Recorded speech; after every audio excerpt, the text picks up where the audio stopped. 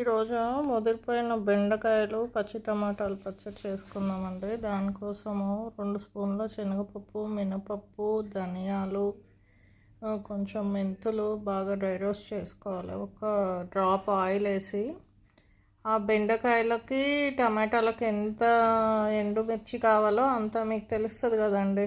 ఆ ఎండుమిర్చి కూడా ఆయిల్ వేసి బాగా కలర్ మారే వరకు ఫ్రై చేసుకోవాలి. దాంట్లోనే నేను మెంతులు వేసాను. అంతే, ముదిరిపోయిన బెండకాయ ముక్కలు కట్ చేసి కొంచెం ఆయిల్ వేసి బాగా ఫ్రై చేసుకోవాలి. టమాటాలు కూడా దాంట్లోనే వేసుకోండి. బాగా కొంచెము ముక్క మెత్తగా అయ్యే వరకు కొంచెం ఫ్రై చేసుకోండి. 1 by 1 ఆ పప్పులు అవన్నీ గ్రైండ్ చేసుకోవాలి. ఎండుమిరపకాయలు, పప్పులు, ఎల్లుల్లిపాయలు అన్నీ ఉప్పు, పసుపు వేసి గ్రైండ్ చేసుకోవాలండి.